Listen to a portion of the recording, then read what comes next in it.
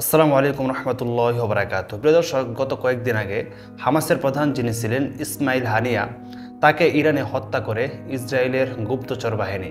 সারা পৃথিবীর মধ্যে ইসরায়েলের যে গোয়েন্দা সোর্স আছে, ইসরায়েলের যে গোয়েন্দা বাহিনী আছে মোসাদ, তারা হলো সারা পৃথিবীতে শক্তিশালী একটি গোয়েন্দা সংস্থা। সারা পৃথিবীতে তাদের লোক রয়েছে এবং আমার জানা মতে সবচাইতে কঠিনতম এবং সবচাইতে দক্ষতা এই গোয়েন্দা মোসাদের রয়েছে।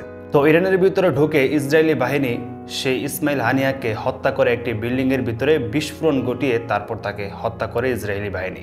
হামাসের সাথে তাদের যুদ্ধ চলছিল। তো ইসরায়েলি কিছু ছোট ছোট টার্গেট আছে, তার মধ্যে একটা টার্গেট হলো তো তাদের বিরুদ্ধে যারা প্রতিবাদ করবে বা প্রতিরোধ গড়ে তুলবে, ওই সমস্ত বাহিনীর যারা প্রধান থাকবে তাদেরকে হত্যা করা। এটা হলো ইসরায়েল বাহিনীর একটা ছোট টার্গেট। তো এরই ধারাবাহিকতায় হামাস তাদের সাথে যুদ্ধ করতেছে। তো তাদের টার্গেট ছিল তাদের যে প্রধান তাকে কিভাবে হত্যা করা যায়। তো যাই হোক, একটা পর্যায়ে তাকে হত্যা করে ফেললো। এখন দ্বিতীয়বার হত্যা করলো হিজবুল্লাহ। হিজবুল্লাহ যেহেতু এখন ইসরায়েলের সাথে পাল্লা দিয়ে যুদ্ধ করতেছে, তো সেই জন্য হিজবুল্লাহর প্রধান যিনি আছেন তাকে হত্যা করা ছিল তাদের উদ্দেশ্য। তো গতকালকে লেবাননের বৈরুতে 6টি বিল্ডিং, হিজবুল্লাহ যে হেডকোয়ার্টার ছিল বা সদর দফতর ছিল যে 6টা বিল্ডিং, সেই 6টা বিল্ডিংয়ে আপনার বোমা বিস্ফোরণ ঘটে। তারা উপর থেকে যুদ্ধ বিমান দিয়ে আপনার কয়েকশো কেজি ওজনের বোমা ফালায় এবং সেখানে 6টি বিল্ডিং বা তাদের যে হেডকোয়ার্টার মূল সদর দফতর, সেই বিল্ডিংগুলোকে ধসিয়ে দেয় একেবারে। এবং সেখানে হিজবুল্লাহর যিনি প্রধান ছিল হাসান নাসরুল্লাহ, সেখানে তিনি উপস্থিত ছিলেন, তার মেয়েও ছিল, সাথে আরও অন্যান্য তাদের যে সংগঠন আছে ওই সমস্ত সংগঠনের প্রধান কিছু ব্যক্তি ছিল সেখানে। তো তাদেরকেও সেই ইসরায়েল বাহিনী হত্যা করে। তো এখন এই হত্যার পিছনের কাহিনীটা আমি আপনাদেরকে বলি। হিজবুল্লাহ এবং হামাসের মধ্যে পার্থক্যটা আমি আপনাদেরকে বলি। হামাস হলো তারা সুন্নি মতাদর্শের, তো সুতরাং তাদের ভিতরে গাদ্দারি করার মতন মন মানসিকতা নাই এবং তাদের মধ্যে আপনার শত্রুতাও নাই এবং তাদের মধ্যে কোনো গোয়েন্দাও না থাকতে পারে সে মোসাদের। কারণ ইসরায়েলি বাহিনী এখনো পর্যন্ত জানতে পারে নাই যে হামাসের সদর দফতর কোথায়, তাদের অস্ত্রাগার কোথায় আছে, তাদের অস্ত্র জমাগার কোন জায়গাতে, এবং যে হামাসের যেই সদস্যরা তারা কোথায় থাকে এবং হামাসের মেইন জায়গাগুলো কোনটি, এগুলো এখনো পর্যন্ত জানতে পারে নাই। কারণ হামাসের ভিতরে তাদের কোনো গোয়েন্দা ঢুকতে পারে নাই।